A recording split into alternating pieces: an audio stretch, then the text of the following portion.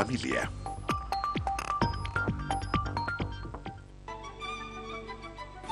En Canal 10 presenta Nuestra Lengua, un programa avalado por la Universidad Pedagógica Nacional Francisco Morazán, enfocado en educar en el área de español.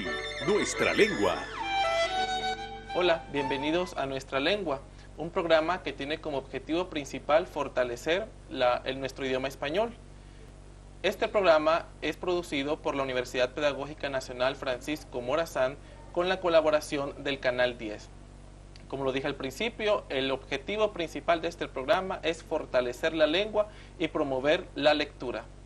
Hoy en pantalla tenemos a Jorge Martínez en el segmento Taller de la Palabra. Vamos a abordar un tema acerca de literatura infantil, específicamente prescripciones sobre literatura infantil. Jorge es escritor y también es director de JK Editores. Y hoy pues vamos a abordar un poco este tema de literatura infantil que ya lo hemos hablado en programas anteriores. Y le decía a Jorge anteriormente que el énfasis que hemos dado a la producción literaria ha sido en temas didácticos. Por ejemplo, hemos hablado de los predictores de la lectura desde la literatura infantil, cómo estos recursos literarios pueden fortalecer, por ejemplo, las habilidades de los niños y de las niñas en general. Y también hemos presentado una selección de literatura, pero literatura internacional. Hemos citado, por ejemplo, escritores como David Mackey, inglés y otros estadounidenses que son muy comunes en las librerías. Pero hoy queríamos realmente que usted nos contara y nos mostrara un poco acerca de la literatura infantil.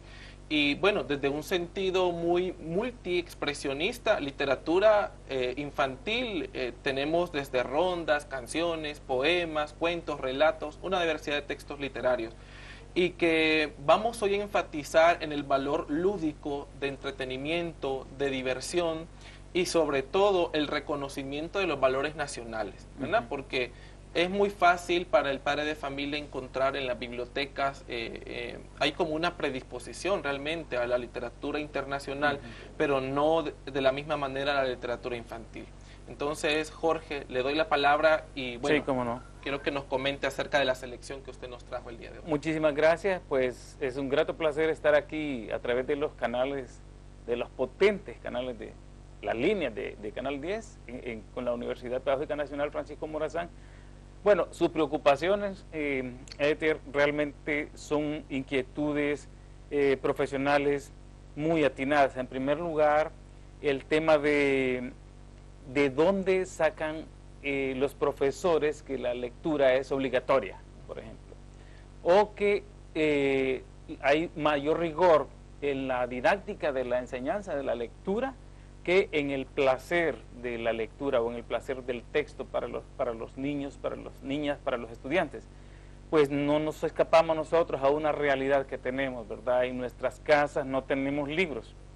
El único libro que tenemos en nuestra casa es la Biblia, es un bellísimo libro con mucha profundidad, muy sabio, pero no satisface todas las necesidades que tiene un ser humano, que tiene un ciudadano, ya sea niño o niña. Entonces, creo que está en la escuela, la clave, ¿verdad? La clave está en la escuela. Necesitamos que nuestros profesores y nuestras profesoras tengan una visión un poco más amplia, más allá de la pedagogía, más allá de la didáctica, de la lectura, de la enseñanza de la lectura, encontrarse con que para los seres humanos es muy importante el disfrute de nuestra vida. O sea, en la vida nosotros estamos aquí en este planeta, ¿verdad? Estamos aquí en este globo, en esta burbuja de agua, hidrógeno, nitrógeno, en esta hermosísima tierra, con una oportunidad de ser felices, ¿verdad? Tenemos la gran ocasión de estar aquí por breve tiempo y debemos aprovecharlo al máximo. Una de las maneras más preciosas de disfrutar la vida es el placer, ¿verdad? El placer del arte particularmente, de las artes, el placer de la música, el placer de la pintura, de la estética en general, y dentro de ella una de las maravillas del goce que tiene el ser humano, que que tiene esta extrañísima especie en el universo que somos nosotros, los seres humanos, es la literatura. Claro. La literatura nos permite a nosotros contar nuestra propia experiencia y contarla de manera bonita, contarla como una canción. En ese sentido, mostrarles a ustedes, por ejemplo, estos libros, estas joyas de la literatura, de la creación de la Mosquitia, es muy interesante. Entonces, quisiera mostrarles que este proyecto, ¿verdad?, la creación de estos textos, que es una colección de libros, de 42 libros, que se titula Si creo y leo, me recreo. Es una producción del Proyecto Educación. Proyecto Educación es un convenio entre la Secretaría de Educación y la USAID, el Pueblo y Gobierno de los Estados Unidos. Este financiamiento sirvió para la producción de 42 libros creados por nuestros niños, niñas, padres de familia, pueblos originarios de diferentes culturas, Miskito, Garífuna, Pech, Lenca, Tolpan, etcétera. Y ese encontrarnos con la maravilla, con la riqueza de la tradición oral de nuestros pueblos y tener la oportunidad de colocarlo en las manos de nuestros niños y niñas, pues tiene un propósito pedagógico muy importante, que es que con nuestros propios textos, nuestros niños y niñas aprenden a leer más fácilmente. Eso es muy importante. Pero, sobre todo, el aprendizaje de la lectura, como es para el desarrollo de otras competencias, en sí mismo la lectura es un grato placer. O sea, leer es una maravilla, es algo maravilloso, el viajar a través de las distancias, de las diferentes culturas, el trasladarse de una época a otra época, únicamente a través de la palabra, es algo maravilloso. Entonces quería mostrar, aquí tengo nada más, quisiera mencionar algunos títulos. Muy bien. De esto que tenemos aquí. Mosquitia Pranakanani, ¿verdad? Que es un texto creado por los niños niñas de la Mosquitia. El mago en el jardín del arco iris, un texto creado en Bonito Oriental. El niño cuenta cuentos, un libro creado en La Ceiba. Leamos en Zancos, un libro creado en Trinidad Santa Bárbara. Niños y niñas con raíz, un libro creado por niños de las diferentes culturas del país. Mesu Gavinaiti, el gato bailarín de Limón Colón, escrito por un niño de Limón Colón. Tengo aquí un problema con este. La escalera más grande del mundo, creado aquí en Tegucigalpa. El Nixtamal, el héroe lenca, creado por los niños de la comunidad lenca de allá de Yamaranguila. Tsuhan Tsutut Hokmo, que flor de montaña, creados por los pobladores de la montaña de la flor. El cipote del cántaro, creado por los niños y niñas de San Manuel, de Intibucá, de la Esperanza Intibucá. Y estaba pensando en este libro, Los cuentos de Teuma, creado por los niños y niñas de San Manuel. Son muchos más libros. Aquí creo que solo hay una selección. Una selección. Y es importante resaltar que estos libros solamente están en los centros educativos por ahora, ¿verdad? Sí. Se han impreso 309,000 libros en total. Y esos libros ya están circulando por diferentes escuelas, pero no tienen valor comercial. Entonces se entregan paquetes a diferentes escuelas focalizadas para mejorar el rendimiento académico. Pero el tema ese de que no tenemos en el país mucha producción es cierto. Quisiera mostrarles, por ejemplo, que hay preciosas joyas creadas. Por ejemplo, Comunica ha creado este libro creo que lo pueden encontrar en la librería Guaymuras, ¿verdad? Es muy importante saber, en la librería Soto. Y este libro, Así es como vivimos aquí, muestra unas preciosas fotografías de Edmundo Lobo y unos textos de Manuel de Jesús Pineda que nos permiten conocer a nuestros pueblos. Nuestros niños, nuestras niñas necesitan conocer cómo viven cada una de nuestras poblaciones. Por eso este libro es un embajador muy importante de nuestra cultura. Y aquí está este precioso libro, que es la única edición que yo conozco de este genio de las letras hondureñas, que es un extraordinario escritor que nosotros tenemos, Eduardo Ver, que ha escrito este libro que se titula Mazapán, y que todavía yo no sé que haya aparecido otro libro que le quite el primer lugar en las letras hondureñas a esta joya. El que tiene oportunidad de conseguir este libro, llévenselo rápido. Esta joya editada por Guaymuras, también, ustedes se lo lean a los niños, y es como que si estuvieran leyendo la mejor pieza de la narrativa hondureña creada para niños, sin ambajes, de manera directa, pulcro, profundo, con un gran manejo de la poesía. Eduardo Ver nos dice a nosotros cómo se puede contar cosas de las propias vivencias de los niños. Y decir a nuestros maestros, busquen estos libros, recórtenlos, búsquenlos en la web, consigan el cuento, léanselo a nuestros niños, porque a pesar de que este libro se ubica en 1980, en la década de los 80, aún tiene gran vigencia porque muestra la magia, la profundidad, las emociones y los sentimientos de los niños hondureños. Muy bien.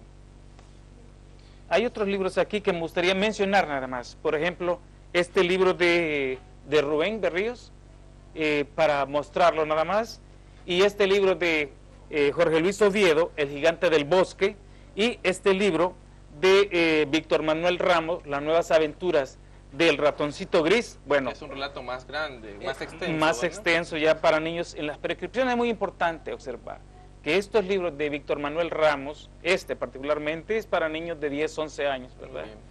En esa línea, pero Víctor Manuel Ramos también tiene otros libros que son para niños de 6, 9, 10 años, que son estos bien ilustrados, fotografiados, y en una de las mejores ediciones de literatura que tenemos en el país, este libro que se llama Acuario. ¿Qué más tenemos para mostrar? Bueno, tenemos esta obra, tenemos buena literatura en el país, solo que es escasa. Por eso es que es muy importante reeditarla, reproducirla. Y ahí le pedimos al Estado de Honduras, ¿verdad? Las instituciones, la Secretaría de Educación, al Consejo, ¿verdad?, Nacional de la Lectura, que existe, y también a la Universidad Nacional Autónoma, como miembro de este consejo, a la Universidad Pedagógica, a unar esfuerzos para financiar la producción de nuestra literatura para nuestros niños y niñas en todo el país. Y principalmente, bueno, aparte, Jorge, el compromiso que tenemos los educadores en general, los padres y las madres de familia, de acercar a sus hijos a estos espacios de lectura. Yo creo que el programa y principalmente el segmento Taller de la Palabra se ha preocupado mucho por motivar al papá para que tome ese tiempo con su hijo, así como lo hace con la televisión y con otro tipo de programas, de disfrutar de la lectura, porque esto no, bueno, a la parte del componente didáctico, tener este hábito como algo de entretenimiento, ¿sí? Así como le dice el papá al hijo, vamos a ir a ver televisión, el partido, vamos a ir a leer un libro, a disfrutar de la lectura. Entonces creo que estas sugerencias, estas prescripciones que Jorge ha mostrado aquí, yo creo que en las escuelas principalmente, Jorge, que es donde generalmente encontramos libros, ¿verdad?, para los niños, los profesores deben administrar y gestionar eficientemente este tipo de libros, porque si bien no hay en grandes cantidades, existen. En la mayoría de las escuelas todavía tenemos bibliotecas. Sí, yo creo que es una obligación, ¿verdad? Todos los profesores de español, en cualquier rincón donde nos encontremos dando clase, es una obligación legal. Estamos obligados a crear una pequeña biblioteca para nuestros estudiantes. Es una obligación, responsabilidad nuestra. Una cosa es que tengamos la voluntad para hacerlo, que estamos obligados, porque nuestros niños y niñas solamente pueden desarrollar sus capacidades cognitivas a partir de la lectura. Sí existen muchos recursos en el campo, pero sobre todo conseguir libros, tenerlos disponibles. Compañeros profesores, profesoras, ustedes que tienen esas bibliotecas abandonadas, donde están los libros escondidos, todavía guardados en cajas, sáquenlos de ahí, coloquen, organicen esos libros y faciliten el acceso de estos libros a nuestros niños y niñas. Los compañeros y compañeras de instituciones educativas de secundaria, faciliten el acceso de los libros a nuestros jóvenes, permitan más actividades al interior de la biblioteca, hagan más eventos de conversaciones entre estudiantes, hagan más lectura, faciliten a los niños que lleven libros a sus casas. Padres de familia que están escuchando, si tienen la oportunidad de tener un libro, produzcan momentos especiales de lectura en la familia, para que la familia pueda producir momentos inolvidables a partir de la construcción de ese imaginario que tanto necesitamos nosotros. Jorge, agradecemos la disposición que tiene usted siempre para promover y abrir estos espacios culturales y de lectura. Y en lo personal, que lo conozco, sé que un motivo de su existencia es precisamente esto, ¿verdad? Promover. Agradezco la invitación que ha hecho al público y espero que sigamos nosotros siempre con ese propósito de invitarlos a la lectura. Le Muchísimas agradecemos su participación en el programa y continuamos con novedades del español. No se continúe viendo su programa Nuestra Lengua. Hasta la próxima.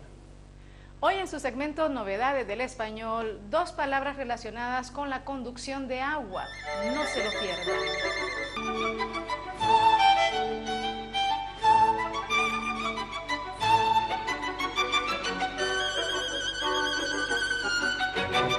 Hola queridos amigos, muchas gracias por continuar con nosotros en este espacio donde hablamos nuestra lengua. Les saluda Litza Solís y en su segmento Novedades del Español hablaremos de las palabras acueducto y plomero. Antiguamente los poblamientos humanos se establecían en las proximidades de ríos o manantiales, desde donde se acarreaba el agua a los puntos de consumo. Aunque existen precedentes que civilizaciones antiguas habían construido sistemas eficientes de conducción de agua, fueron los romanos quienes construyeron los acueductos más importantes en tamaño y cantidad en todos sus territorios. A este respecto, veamos la etimología y significado de la palabra acueducto. El acueducto es un sistema o conjunto de sistemas de irrigación que permite transportar agua en forma de flujo continuo desde un lugar en el que está accesible en la naturaleza hasta un punto de consumo distante, generalmente una ciudad o poblado. Este vocablo proviene del latín aqueductus, de aquae, genitivo de aqua, y ductus, que significa conducción, simétrico de ductum, que significa conducir. Por su parte, ducto proviene del verbo ducere, que significa guiar. Palabras relacionadas son conducir, deducir, ducha, duque y educar. Un acueducto arranca de un sistema de capacitación de agua. El agua pasa de forma controlada a la conducción desde un depósito de cabecera llamado caput aquae, también denominado como castellum, desde donde se distribuye a las ciudades, caseríos o pueblos. En el diccionario de la lengua española, la palabra acueducto aparece definida como conducto de agua formado por canales y caños subterráneos o por arcos levantados.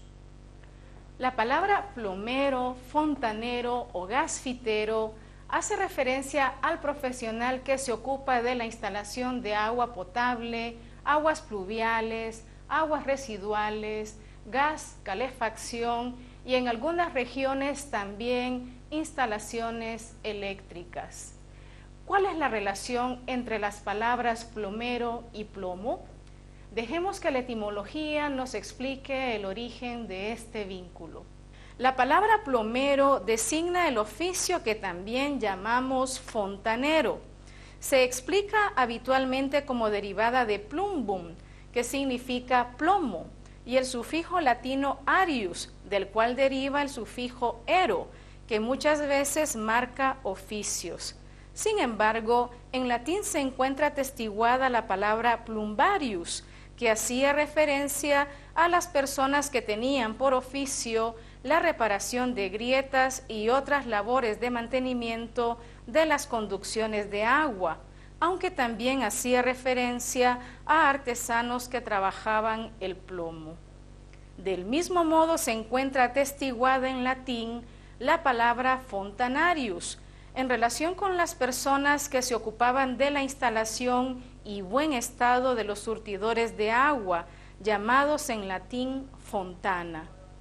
Los romanos acomodados ya disponían de conducciones de agua potable en sus viviendas, aparte de las numerosas fuentes públicas en las calles de las ciudades, lo que puede verse en algunas ciudades romanas de excelente estado de conservación, como son las de Pompeya y Herculano, enterradas por la erupción del volcán Vesubio en el siglo I después de Cristo.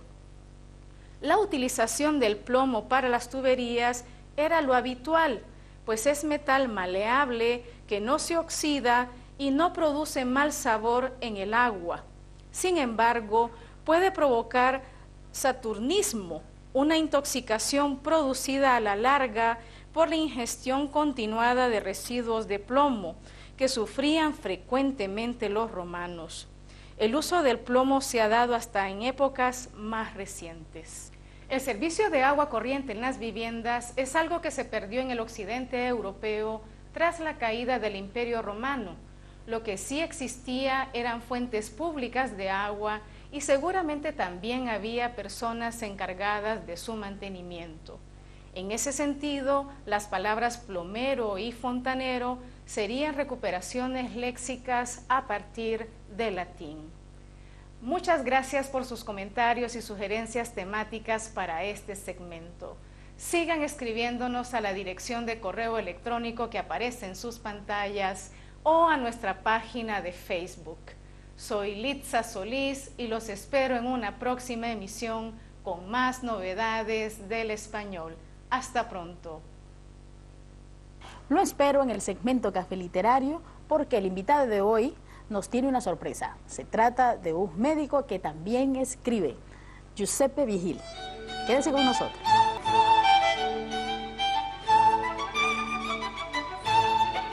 Bienvenidos una vez más al segmento Café Literario. Como siempre nos encontramos en la Biblioteca Juan Antonio Medina Durón de la Universidad Pedagógica Nacional Francisco Morazán, el lugar donde rendimos homenaje a los libros, a sus autores, a la lectura, a la literatura.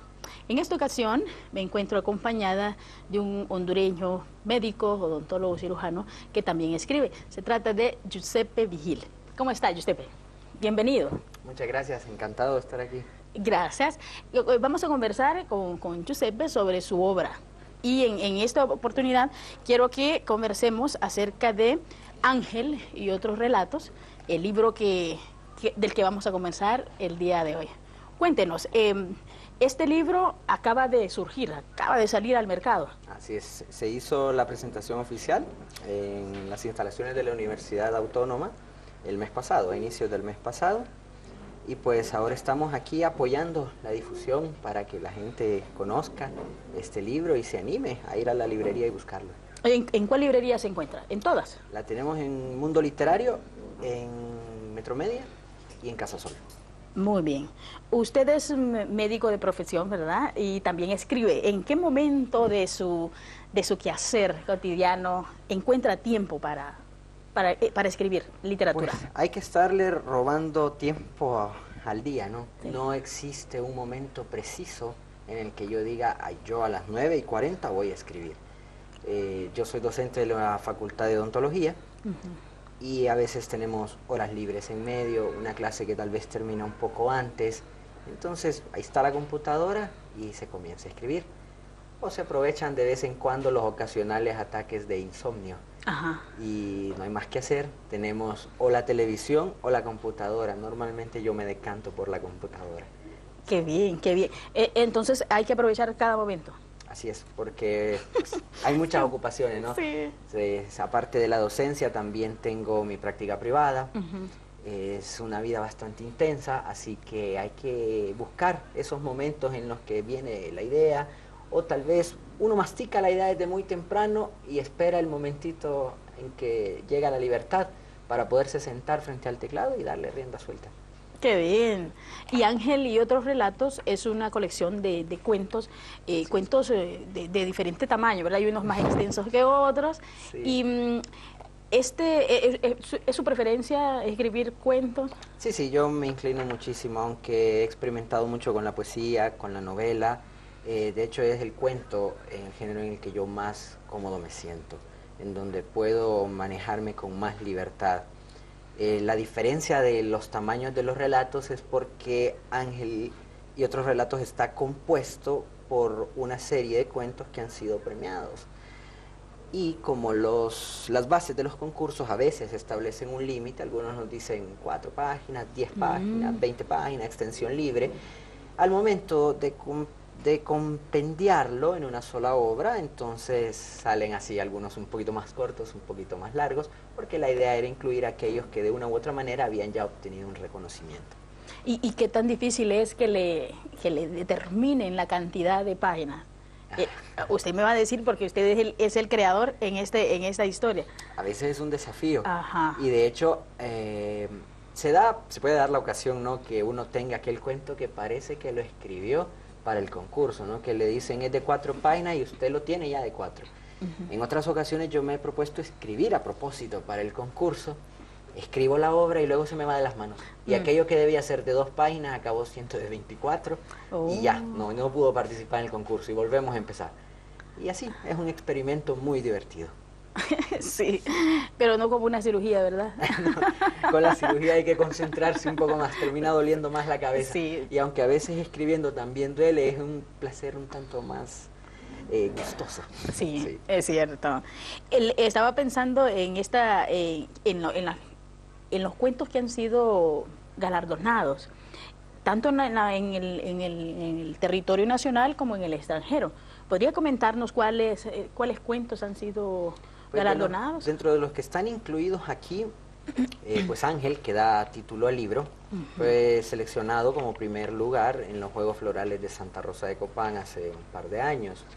Tenemos también los que han sido reconocidos por el Heraldo, por el premio Rafael Heliodoro Valle y por el concurso de la Dogual School, que son concursos que ya tienen varias ediciones, ¿no?, que ya se puede tal vez comenzar un poco a confiar en su criterio.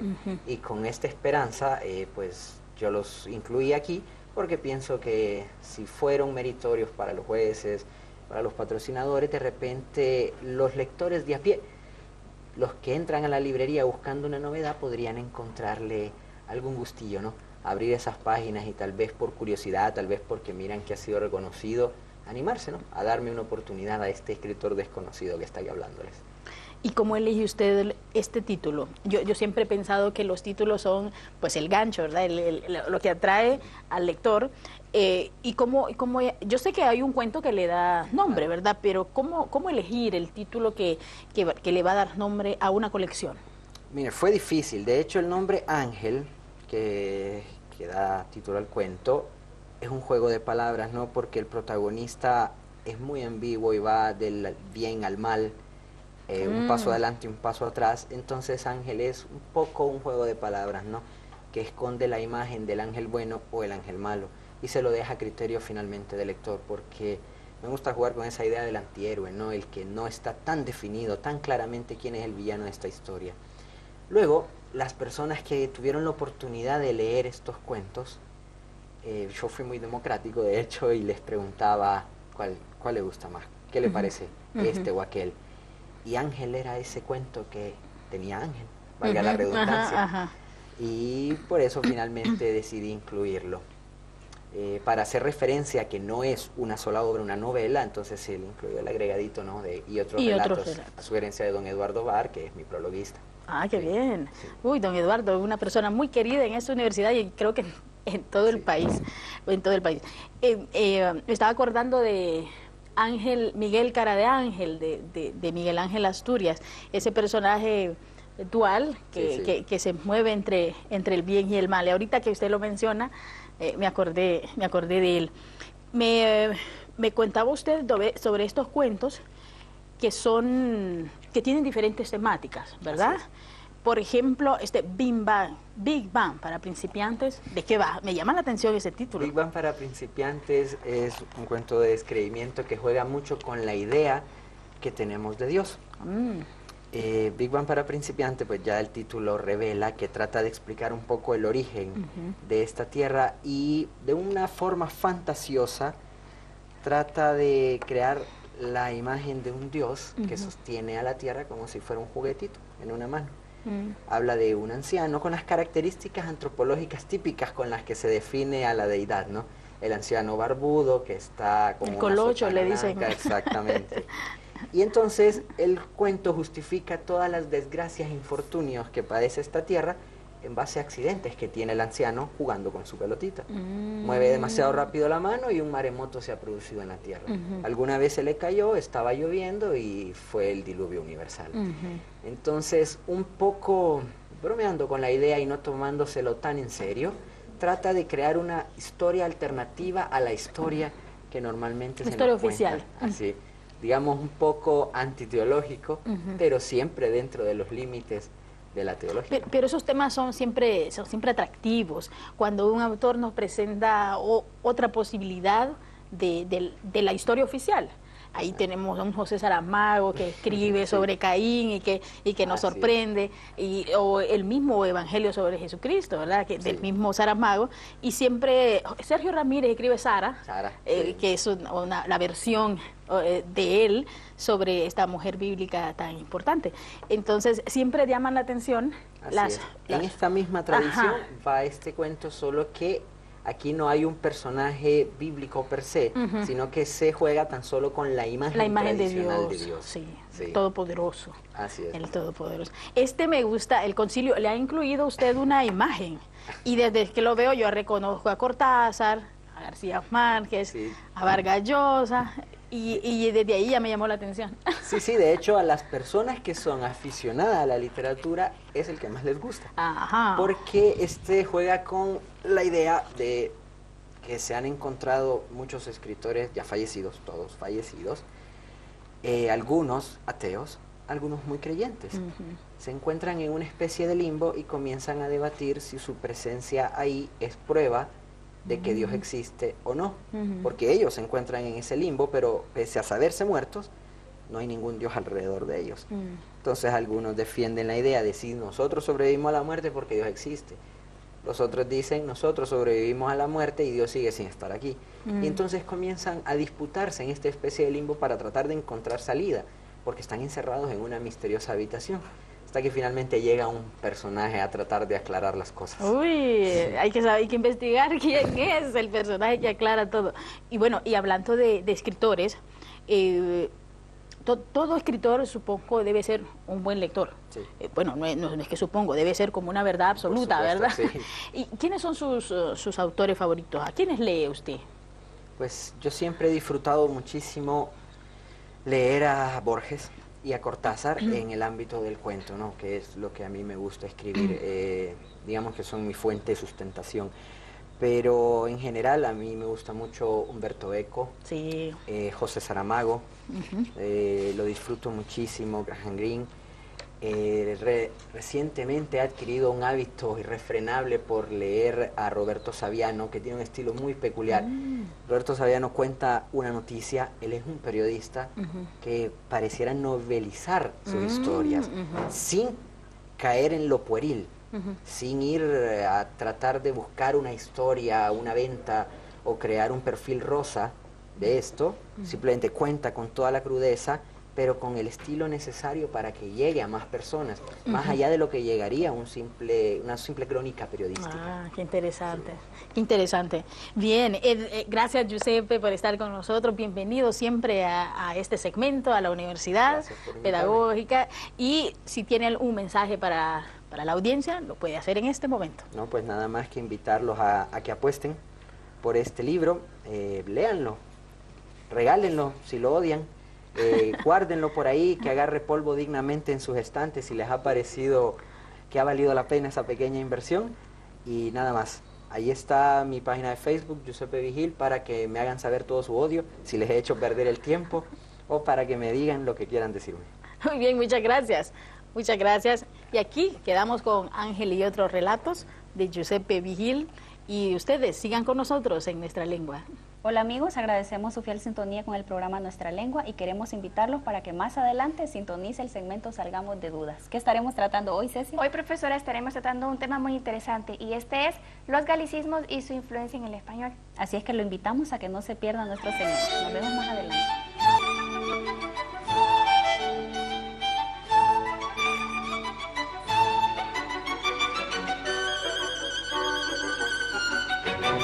Bienvenidos al segmento Sacamos de Dudas, el último segmento de Nuestra Lengua. Yo sé que muchos están ansiosos por saber ese anticipo que les dimos acerca de los galicismos y su influencia en el español. Pero primero, profesora, ¿qué es un galicismo? Un galicismo se puede reconocer o se cataloga como un extranjerismo que es tomado de otra lengua, ¿verdad? En este caso, el francés. Reconocemos la gran influencia que está teniendo el francés, se ha convertido en una lengua de importancia a nivel internacional, ¿verdad? Y esto lo podemos ver no solo en el español, sino también en otras lenguas del mundo. Es una lengua hermana porque proviene de las lenguas romances y tiene ciertas similitudes con el español, pero hay unas palabras que surgieron en Francia y ahora las utilizamos en el español. Por ejemplo, vamos a mencionarles una serie de palabras. Por ejemplo, el galicismo argot tiene su equivalente en el español y este es jerga. Aunque con jerga y argot ambos son utilizados en español y con significados diferentes. Sí. El argot generalmente para aquellos grupos que no están bien consolidados pero que comparten características comunes, mientras que la jerga es propio de un grupo, ya sea pertenecen a un mismo nivel social, por ejemplo, jerga médica, jerga de los abogados, jerga estudiantil. O también conocemos la palabra jerigonza. El niño balbucea, pero en su jerigonza no le entendemos, podemos decir. Argot es una palabra que proviene del francés. También está la palabra carnet, que es su equivalente en español es carnet, y es ese documento que nos identifica, depende de si son de un colegio o de alguna asociación. Bueno, también tenemos otros ejemplos de galicismos, tal es el caso de tour. Su equivalente en español es vuelta y giro. Premier para referirnos al estreno, ya sea de una película o de un espectáculo público. Así es, y la palabra tour la utilizamos en el ámbito del turismo. Asimismo, la palabra turismo, que proviene de tour, es un galicismo. La palabra matiné, que el equivalente en español es vespertino. A veces escuchamos un cine matiné. Yo no entendía hasta que investigué y significa vespertino o por la tarde. Asimismo, la palabra complot, que su equivalente en español es una conspiración. También tenemos la palabra afiche, muy generalizado actualmente en nuestro idioma español. Su equivalente en español es cartel. Y la palabra amateur. Amateur significa, hace referencia a una persona muy aficionada que realiza las cosas por placer, ¿verdad? No por obtener una remuneración económica. Por ejemplo, los futbolistas son aficionados. Así es. Y la palabra que es muy utilizada más que todo en las mujeres es brasier, que equivalente en español es un sostén.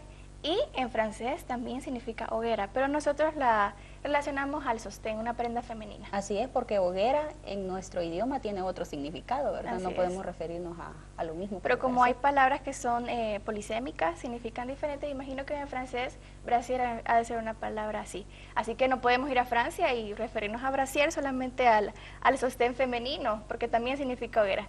Está la palabra crepe, que el equivalente en español es panqueque, pero aquí le decimos crepe a ese panqueque que no solamente tiene miel, sino que le agrega fresas y crema chantilly, entre otros elementos para hacerlo más delicioso. Incluso tenemos en español también papel crepé, el que utilizamos para hacer cualquier tipo de decoración o manualidad. Está también la palabra debut. Debut significa estreno, muy relacionada también con premier, ¿verdad? Está muy relacionada, solo que aquí se refiere al estreno de un artista, ¿verdad? Así es, la aparición, por ejemplo, voy a hacer mi debut en la presentación teatral, significa que me estreno como una actriz o entre otras ocupaciones. Está la palabra dossier, que significa informe. Esta no es muy utilizada. No es muy utilizada. Pero sí la que está de uso generalizado en español es la palabra rol, para hacer referencia a función o papel. Y también está pupitre, para referirnos a escritorio. Pero así como pasa con argot y jerga, nosotros diferenciamos un pupitre de un escritorio. Tiene diferencias, pero en Francia, al parecer, es lo mismo. Es lo mismo para ellos.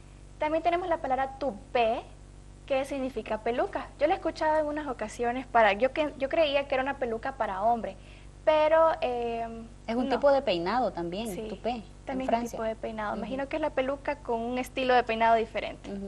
La palabra suite, que el equivalente en español es compartimento. Una habitación lujosa, ¿verdad? Dentro de un hotel. También tenemos la palabra, otra vez, brasier y chef, también, que ahora no escuchamos cocinero, sino chef. Así es. También la palabra chofer proviene del francés. Bueno, Francia nos ha aportado muchas palabras referentes a la cocina, gastronomía. Cuando decimos comida gourmet, gourmet también es una palabra francesa.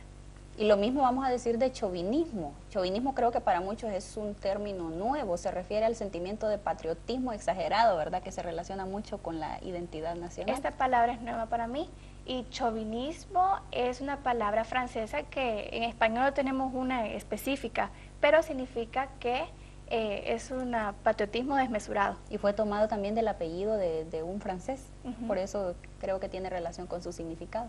Otro galicismo tenemos avant-garde, que en español es vanguardia. La vanguardia fue un movimiento artístico que surgió en Francia, literario que apareció en Francia. También está la palabra bureau, se refiere a un escritorio con compartimiento. Y lo mismo está también champaña, muy generalizado también en nuestro contexto actual para referirse a la bebida. ¿Champiñón? Vegetal. ¿Qué es un vegetal, un alimento? Aunque se refiere también a una especie de hongo, ¿verdad? Una especie de hongo, champiñón. Como mencionaba, Francia nos ha aportado muchos términos respecto a la comida. Champaña, una bebida sofisticada. Y champiñones, que no todos los utilizamos, pero que son muy deliciosos. Otra palabra es ordenador. Yo creía que esta era nuestra palabra de español, pero no, ordenador viene de Francia. Y lo utilizamos para referirnos al equipo tecnológico, ¿verdad? Utilizado actualmente. También está la palabra restaurante. Parece que esta es propia de nuestro idioma, ¿verdad? Pero no. Restaurante es para referirse a un establecimiento donde se vende comida, ¿verdad? Donde podemos pagar por comer. También tenemos el galicismo peluche. Yo creía que era propia, pero no, es un tipo de juguete que todos hemos tenido algún peluchito. Y no hay un equivalente en español, por eso es que siempre lo conocemos como peluche. También está la palabra menú para referirnos a la lista de alimentos propuestos en un restaurante. Y la palabra potpourri, que se refiere a la mezcla de varios ingredientes. Puede ser de flores. Yo he escuchado potpourri, pero en música. Para referirse a una mezcla de varias obras, musicales. Vemos que potpourri es una mezcla de varias cosas. Bueno, por ejemplo, un potpourri puede ser de música, puede ser una lista de música de diferentes géneros o diferentes proveniencias. La palabra chiffonier también es tomada del francés, se refiere a un mueble formado por cajones, ¿verdad?, donde podemos guardar ropa, entre otras cosas. Y para finalizar, la palabra souvenir, un objeto que nosotros guardamos, ¿verdad?, con un recuerdo que hemos obtenido de algún lugar. De alguna visita, cada vez que alguien va a algún lugar muy exótico, siempre le pedimos un souvenir. Puede ser una conchita de mar de alguna playa o algo propio del lugar como recuerdo a ese lugar que visitamos, siempre relacionado con el turismo. La Real Academia Española dice en cuanto al uso de galicismos que no es incorrecto, solo que siempre que exista un equivalente en español debemos optar por utilizarlo, ¿verdad? Porque entonces si no los utilizamos estos términos van a caer en desuso. Así es, y siempre debemos de darle prioridad y cabida a nuestro rico y bello idioma español. Agradecemos su sintonía con el programa Nuestra Lengua y también sus sugerencias, preguntas y comentarios que ustedes envían todas las semanas a través de nuestra página de Facebook que enriquece este programa. Les agradecemos por su sintonía y los esperamos el próximo lunes. Nos vemos la próxima semana. TEN Canal 10 presentó Nuestra Lengua. Los esperamos el próximo lunes a las 8 de la noche por TEN Canal 10.